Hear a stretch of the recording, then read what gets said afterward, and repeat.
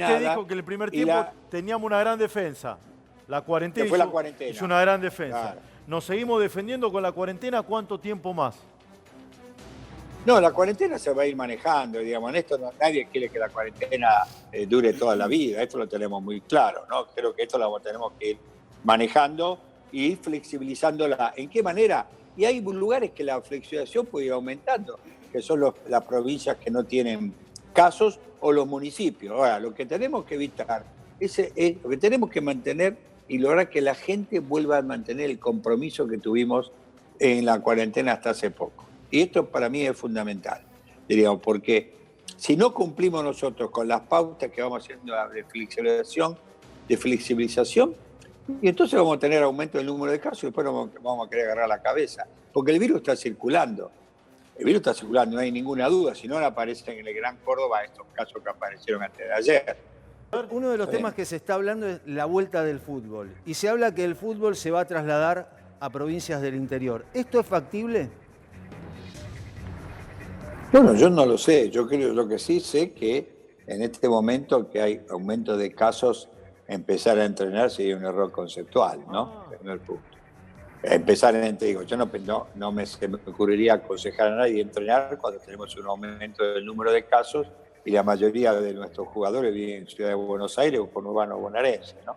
Así que en ese aspecto yo diría que el entrenamiento hay que diferirlo hasta que la curva por lo menos empiece a aplanar con tendencia a bajar. Ahí empezando el entrenamiento y después se ve. Ahora, si se quiere llevar el fútbol al interior, es una alternativa. En el interior, en algunas ciudades, hay muy pocos casos, ¿no? Pero eso es una decisión que no pasa por nosotros. Pero digamos, no es un riesgo para el deportista. No lo sé. Depende de donde quieran. Si van a jugar, por ejemplo, a Chubut, no hay riesgo. Hay muy pocos casos. ¿Está bien? Sí. Pero si van, por ejemplo, a jugar, supóngase, a Chaco, a Resistencia, es un error. Claro. Doctor, y ahí se está empezando a hablar en algunos países, digo, estamos lejos de todo eso, pero... Después, una cosa es que el fútbol es no solo cuándo empezamos, sino cómo empezamos, que es otro tema. A ver. ¿No? Porque no es lo mismo. No, claro, no es lo mismo. Usted puede decir, bueno, los jugadores vienen cambiados de la casa. Está bien, fenómeno. Terminan de jugar y se van sudorosos a la casa. Está bien, pero todo tiene un nivel.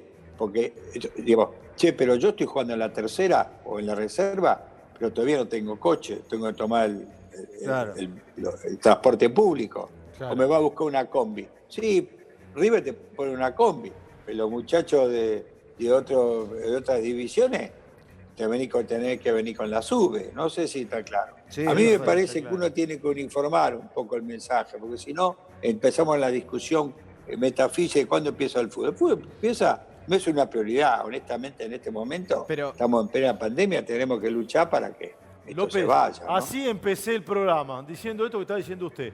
Claro, acá mis compañeros, que muchos no me quieren, me dijeron, más o menos. No. Pero un poco así arranqué el programa. Digo, me parece insólito empezar a discutir el fútbol cuando no tenemos ni clases. No tenemos ni clases. A mí me parece... ¿No? Coincido con usted, porque usted me dice el fútbol. Yo le hago una pregunta. ¿Por qué no partidos de tenis? Bueno, el tenis ya empezó en algunas provincias. No hay contacto físico. En Corrientes ya empezó a jugar al tenis. En Ezeiza se juega al tenis ya. Pero y al golf. Claro, por eso yo le digo, me parece que tenemos que tener un cierto grado de cautela frente a una situación que todavía estamos en pleno. Fíjese que la curva de casos sigue en aumento. Entonces siempre sale alguno diciendo, ¿cuándo empieza el fútbol? Claro. La verdad, con la curva en aumento, creo que ponemos en compromiso a los propios jugadores, que finalmente son trabajadores como nosotros. Sí, ¿no? claro. Doctor, y le hago una pregunta. ¿Qué pasaría, por ejemplo, si un caso como, no sé, Catamarca, por ejemplo, que no tuvo casos, o alguna de las provincias que hace 14 días que no tienen casos, plantean volver a clases? ¿Qué pasaría con ese caso?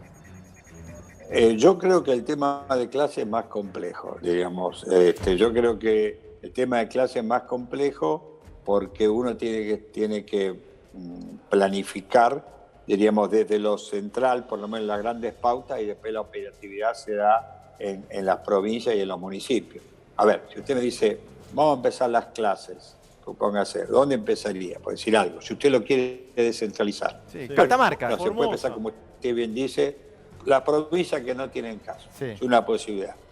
¿Y cómo empezamos? Y podía que empezar primero con las áreas rurales, que son las que tienen menos de casos, a su vez.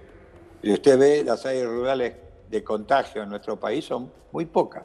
Las de escuelas rurales, entonces yo empezaría primero, por decir algo, ¿no? Sí. Segundo, ¿qué edad? Y por ahí conviene empezar por la edad más pequeña, ¿está bien?